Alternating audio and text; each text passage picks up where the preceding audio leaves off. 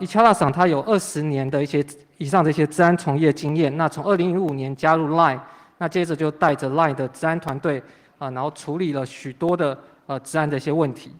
对，所以他在今年他们为我们准备了一个演讲，也蛮特别的，因为今年刚好是 Line 成立的10周年，所以他为我们分享在这10年来，他们在 Line 上面遇到的尤其是身份认证，从以前一开始做的可能有很多问题，然后遇到了骇客真正的攻击，接着他怎么改进，那第二版又遇到什么问题，然后接着再怎么改进，一直从10年前到现在，他怎么去改进这些治安议题，他都有去做一些分析。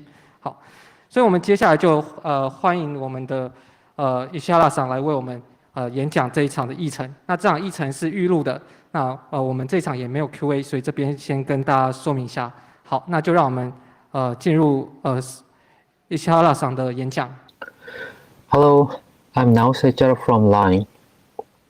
First of all, thank you very much for inviting me as a speaker, and I'm very honored to have a speech in this event, HitCon 2021.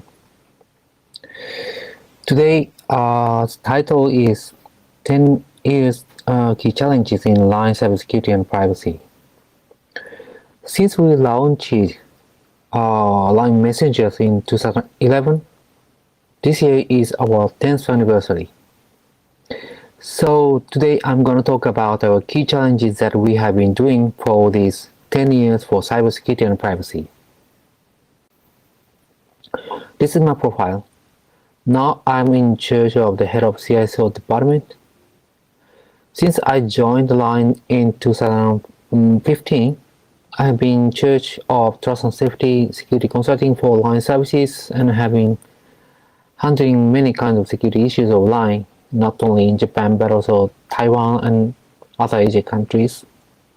And also been leading the security teams and also working as a FIDO board member of FIDO Alliance. Basically, I am working in Japan and in Line's Tokyo office, but actually I was working in Line's Taiwan office in Taipei since last year's December for almost 6 months for some reasons. So I wanted to visit conference venue physically of this event in Taipei, but I couldn't do it due to COVID-19 situation. Anyway, I'm gonna start my presentation. Closing the distance, this is Line's mission. That means bringing together the information services and people to get them closer and closer. This is the dynamic user base for Line. We have 189 million in global MAU.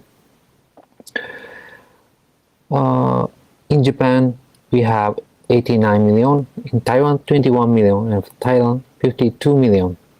And for these three countries, almost more than 70% MAU per population. Especially in Taiwan, it's almost 90%.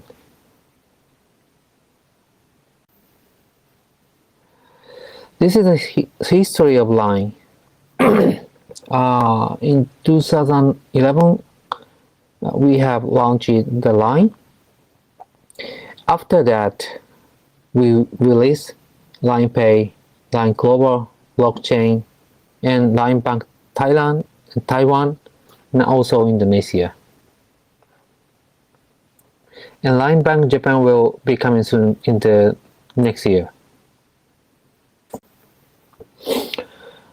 Line services could be a part of our daily life currently, called life online. This is the concept, a story of one day of your life.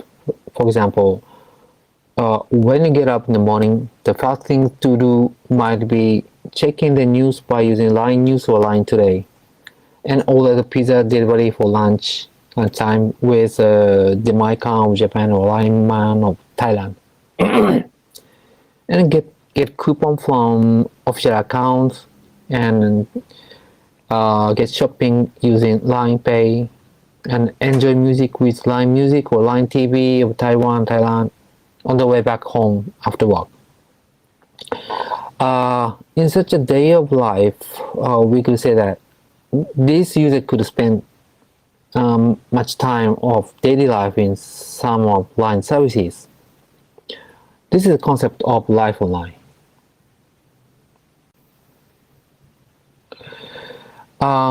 It is also natural to say that Line is expected to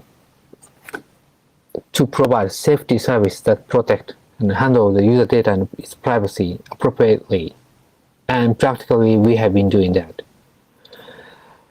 It is always important for us to keep the user's trust for Line while our users can enjoy our services. And if we could keep such a condition, we believe that Line could become a sustainable digital platform that meets our social responsibilities. Tim Cook of Apple has said, we shouldn't ask our customers to make a trade-off between privacy and security. We need to offer them the best of both. This is just a challenge for also Line. Okay, in today's presentation, I'd like to talk about 3 perspectives: technology, process, culture. By these 3 perspectives, we have been working on and challenging for cybersecurity and privacy. Is by technology. This is a story of Line account security. Line account security model is based on mobile, so and not based on web. So in general, the potential risk of account hijack is different from the case of web, because the mobile device service account can exist based on one phone number. And let's say the 2 mobile devices cannot bind to one phone number. It's true. And so as soon as the normal user's account is hijacked by the abuser, the normal user's application, let's say Line application, becomes unavailable. This is different from web. And in early days of Line application, the Line account login certification was very simple without any 2-factor authentication. So it was very weak against passwordless attack. So potentially we had an account takeover program, and in real, after 2012, we found a huge number of victim users of account takeover. Especially in Japan and Taiwan, it was a kind of big social problem. Remember that. So in 2014, we have introduced 4-digit PIN code for blocking passwordless attack. But as you know, it's really old style, and it's not a good countermeasure for passwordless.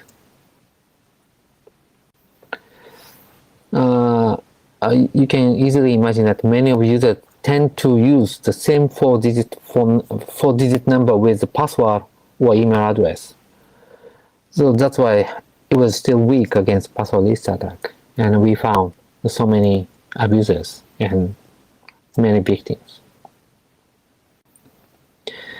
Then 2016, we introduced a new migration rule, which is Line will check if the user has previous device or previous phone number when migrating to new device with new phone number. In the setting menu, you can check the account migration switch of Line application. This is one of them. And we found this approach was very powerful to passwordless attack. and we found there was no password list attack available and succeeded after this new is released. That was powerful at the time. Yeah, but at the time. After that, after several months, we found new type of abusers. The approach was social engineering. Abusers tries to talk to the normal user after taking over his or her friend once. The abuser pretends to be a friend and start the communication. Hi, help me on WhatsApp. I have lost my phone, and could you tell me your phone number? And yeah, my phone number is blah blah blah. Okay, the PIN code is sent to your SMS. Please tell me the PIN. Okay, this is 7158. That's all. By doing this approach, abusers really succeeded to get account and succeed at account takeover. And we also found the number of victims has increased again, unfortunately. Speaking the situation line, it was worse situation because we know that kind of changing our specification will never improve this situation and the problem. So we changed the approach, the data analysis and machine learning. When the victims report to the situation to line, we start to analyze the data and develop the model to identify such abusers by using the abusers' behaviors and operations and attributes as well. And in September 2019, almost 3 years after new migration rule is released, finally we have succeeded to examine line account takeover cases, made it 0. Since then, we don't have a massive account takeover cases like before. So data analysis and machine learning was finally very powerful, even for social engineering. This is a story of line account security and our challenge. Next one is FIDO. FIDO is a new authentication standard using public key cryptography, and its specification is standardized in FIDO Alliance, and major platform iOS, Android, Windows are supporting. For example, the WebAuthn is a really well-known standard based on FIDO specification. Okay, this is the story of Line and FIDO. Since Line joined in FIDO Alliance as a board member, we have been releasing FIDO-enabled services in LinePay and Line. And this year we have open sourced our FIDO2 server software. And I will explain passwordless Line in detail from the next slide. This is a use case of passwordless Line. Basically, password will be never required to input in login with desktop Line application in this scenario. Only for the first time login, 6-digit PIN is required to input. But after that, password input is not needed in that device. This is the high-level system architecture of passwordless Line protocol. When the FIDO protocol is initiated, Line application will be woken up by push and generate the key pairs of FIDO and make signatures as a part of FIDO protocol and so on.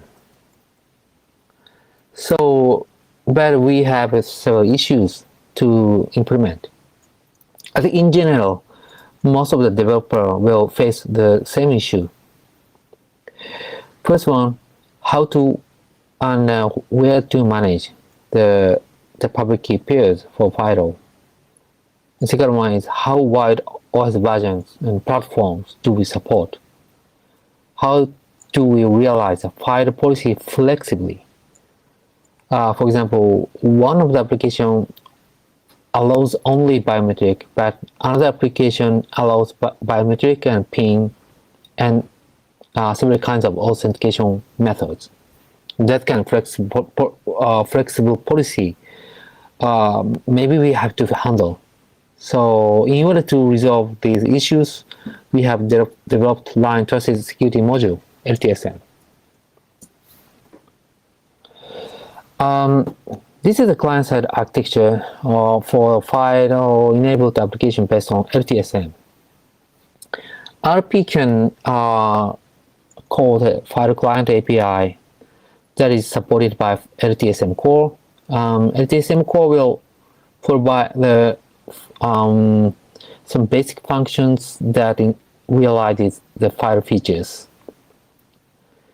And the LTSM also supports the abstraction for the authenticator, user key management, and attestation key management.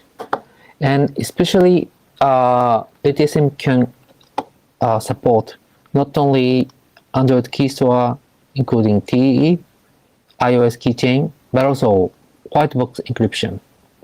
This is a safer protection software module to protect the cryptographic keys in software level. In case the device doesn't support Android key store, or in such case, LTSM can support that. So thus, the LTSM has been developed to support as many types of platform and services as possible. As you can understand in the previous slide, Line has developed the LTSM, which is like adopting the white box encryption and supporting the wide coverage of both iOS and the Android version, and abstraction of different of platform features like API in each OS or authenticator and sequestration and so on. Okay, next one is letter sealing. It's end-to-end encryption. End-to-end encryption is by design. The server side, let's say Line server, is not able to decrypt the encrypted message nor obtain the encryption key. It's different from TLS. Basic concept of letter sealing is designed like any Line application must support letter sealing. Second one is any secret key must be handled only in Line application in the client side.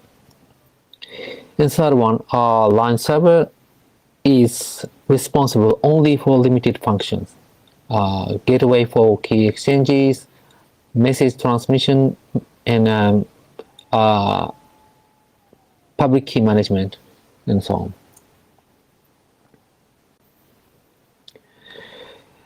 This slide is to explain how the encryption key is shared and how the message is encrypted and decrypted between one-to-one user. Basically, every Line user has ECDH key pairs. This is generated in Line application, not in the server side, of course. And each stockroom of Line shared secret key is generated by using the room members.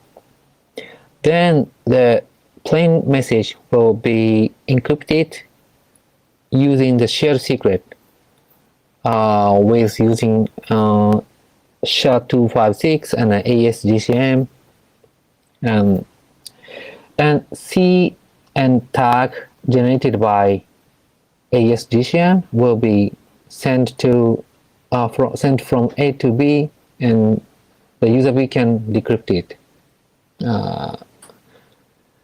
Yes, and as we apply AES-GCM, so receiver side can obtain the plain message with a decryption key, and also check the integrity by using this one, data of authentication tag. And here, by assuming that this user is using LINE application in iPhone, but also using the Windows at the same for the same LINE account, so LINE application will be required to synchronize the ECDH key pairs, including secret key, and shared secret of the room, and also messages. The question is how we design the security for such synchronizing the keys. The point is, when the user login in the LINE account in the new devices, how to synchronize. I will explain that. On the left side, already the account is login in this smartphone, and the user would like to log in the new device with desktop LINE application. Starting from generating the ECDH key pair for desktop LINE application in the client side, this is also in the client side, and send the ECDH public key that is encrypted with 6-digit PIN code. This is the point, and the user can see and input this 6-digit PIN code, and then the user side can create the decryption key, and so then the smartphone side will get the public key of this of desktop application. So then both sides can compute the shared secret by using this ECDH cryptographic algorithm. So this temporary shared secret can enable the two applications to send E2E message. I mean, by using this E2E connection, the smartphone side will send the secret key of ECDH to desktop, from smartphone to desktop. This is a solution in case of LINE letter sealing. So then the two applications can synchronize the cryptographic key, especially in case ECDH public key and private key.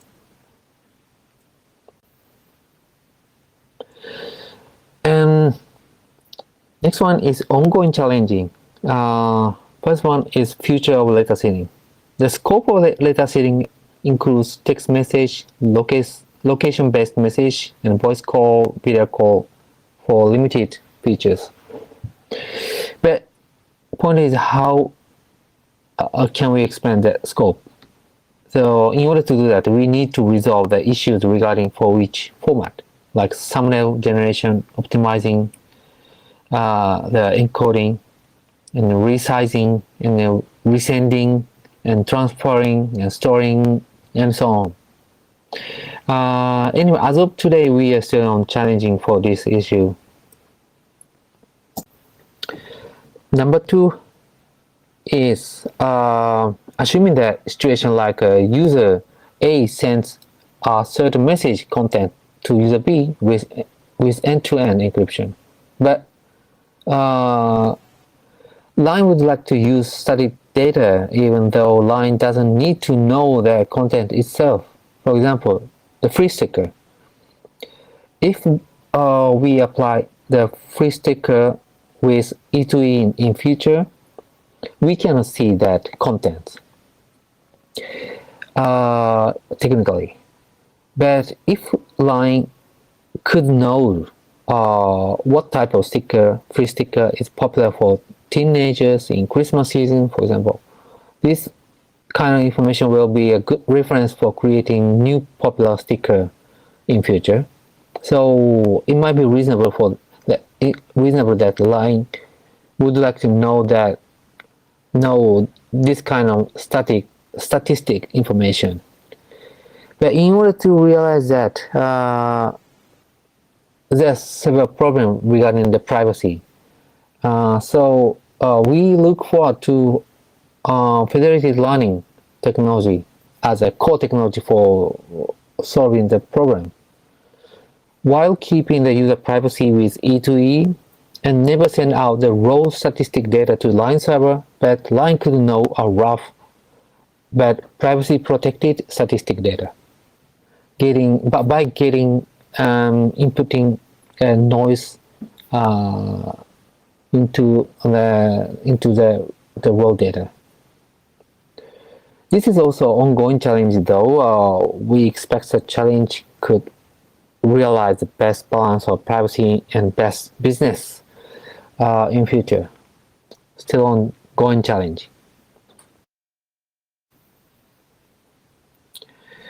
Next one is a buy process. It is also another important factor in cybersecurity and privacy, as you know. There is a famous quote by Bruce Schneier: "Security is not a product, but a process." As we have many products to release in every month, sometimes in every week, our service production lifecycle is always in operation. And we also have a security and privacy development lifecycle on that for creating a better security and privacy for the product. And I will pick up some process that we are doing. First one is PIA. PIA is a privacy impact assessment process.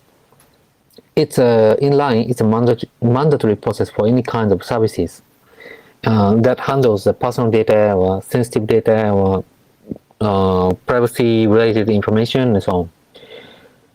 This process is to confirm the service's compliance with existing laws and internal rules and also policies.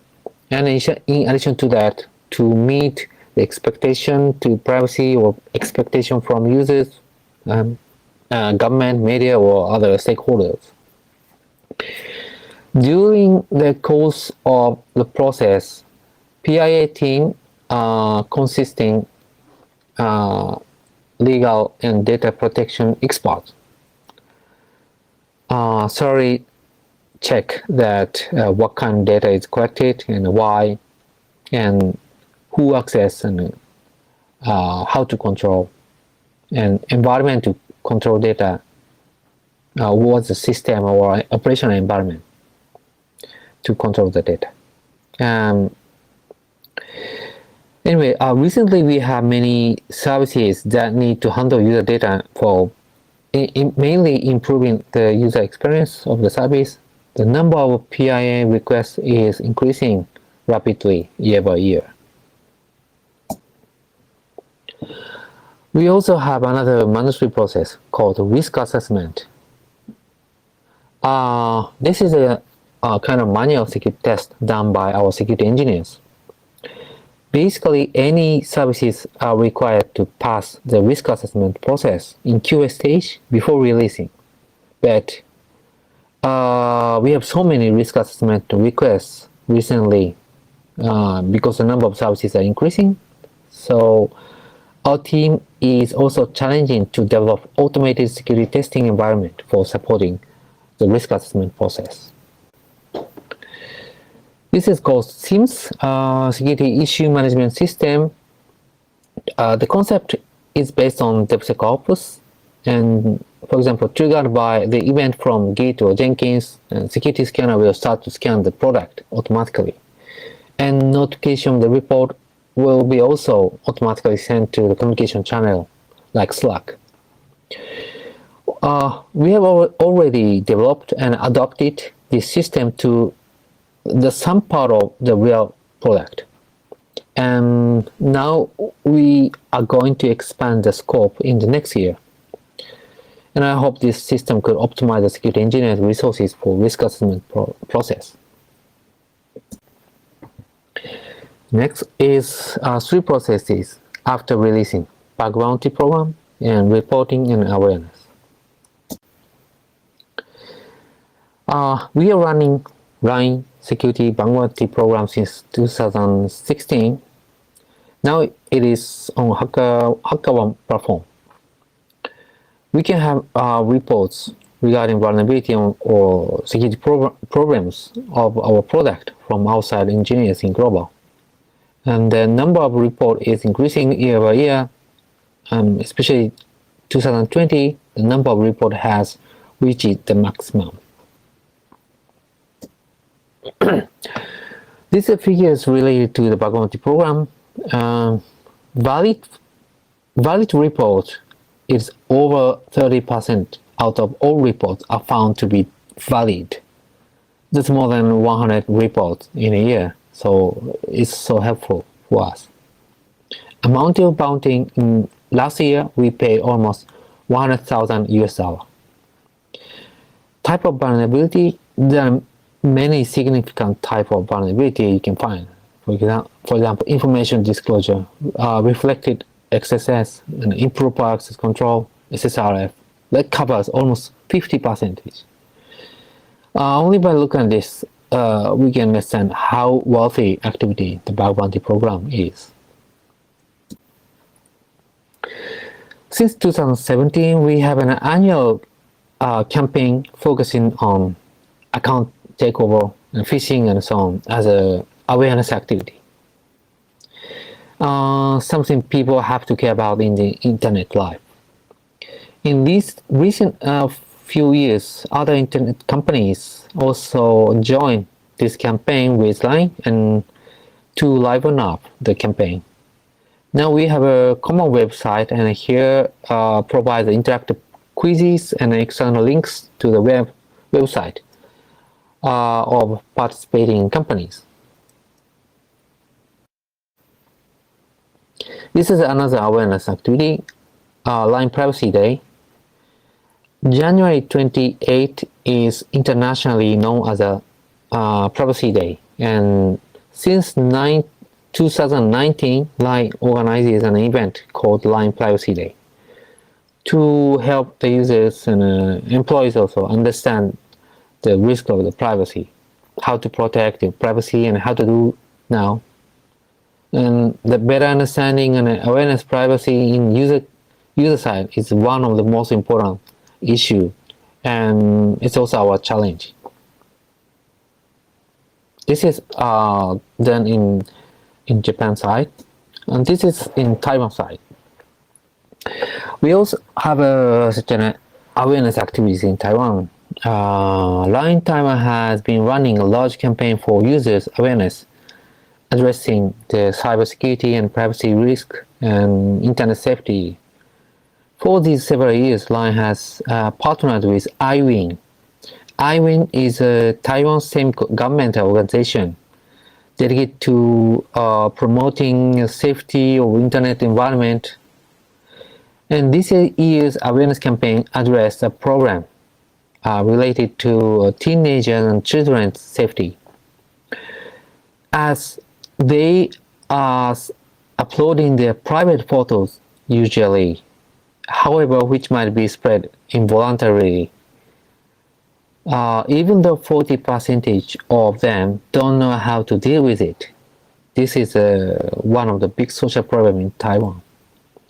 During this campaign, we utilized Line Timeline, Line Today, Line Music, and iWin official account as well.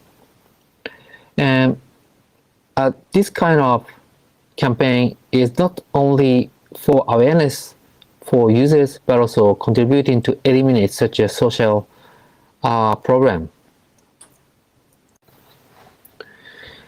This is about reporting. This is also important activity from transparency point of view. Every year, Line publishes transparency report.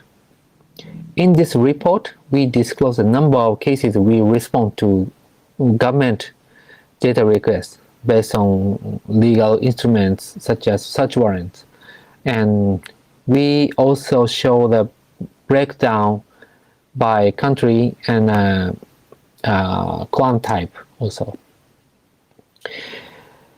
In addition to that, we also disclose a content moderation report where we show how many contents are taken down by our monitoring activities in violation of our time of use. Example, the promotion of illegal activities and obscene content and spam and so on. For line side, we could be aware of our social responsibility through disclosing this type of report. And for user side, they could have an opportunity to understand and judge the soundness and social significance of Line's relationship with government and also this activity itself as well.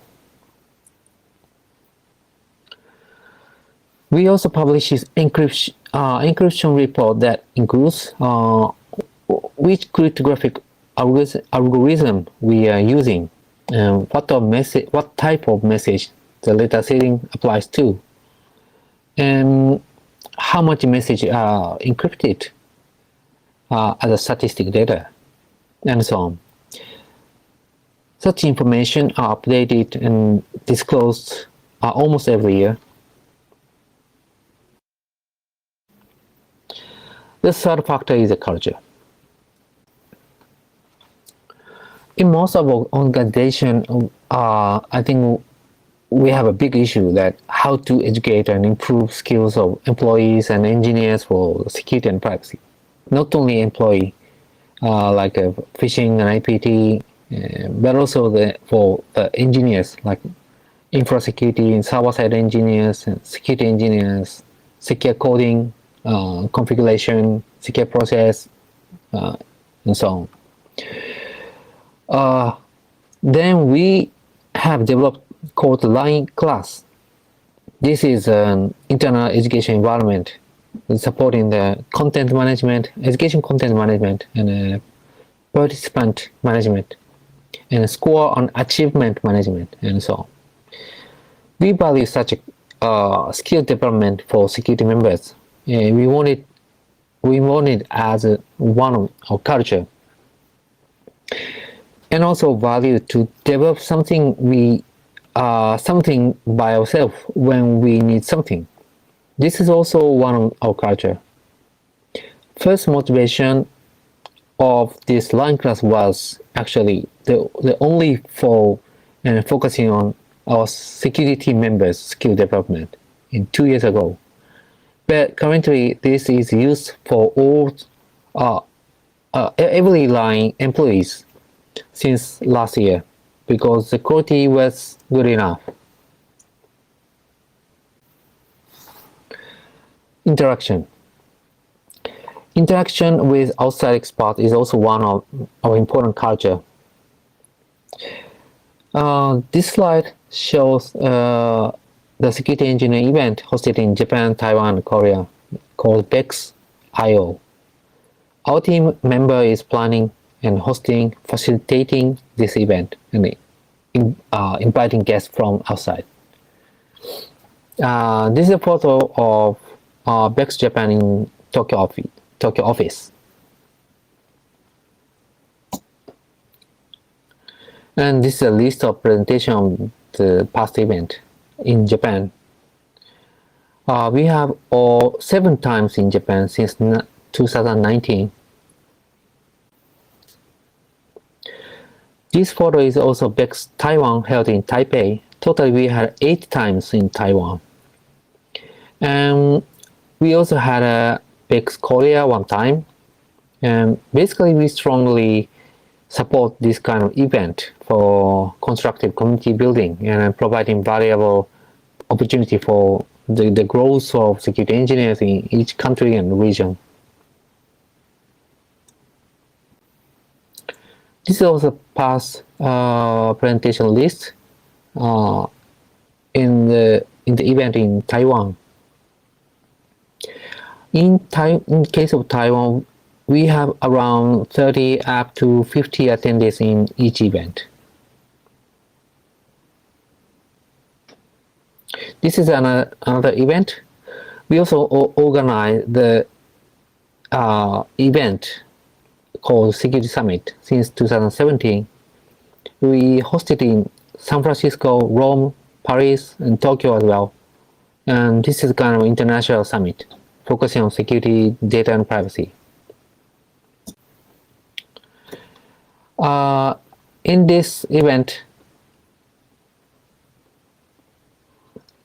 we invite security and privacy experts of global authorities and have their keynote speech and also open discussion to share the current security and privacy, data identity issue, each country's and the region situation regarding the data privacy regulations, interpretation and practical operations against such situation like GDPR and so on.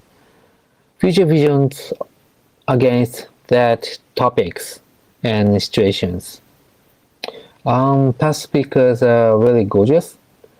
Robert Tajan, he's famous as a winner of Turing Award in 1986, kind of legend of computer science. And Ko-Wei Wu from Taiwan, board of directory, former ICANN board of directory in Taiwan. And also Sakimura-san, the chairman of OpenID Foundation from Japan.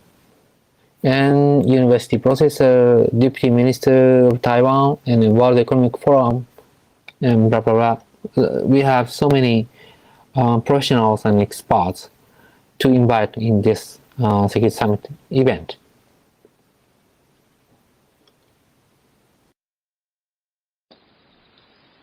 Okay, this is a summary. Okay, in today's presentation, I have introduced LINE's key challenges for these 10 years by technology, by process, and by culture.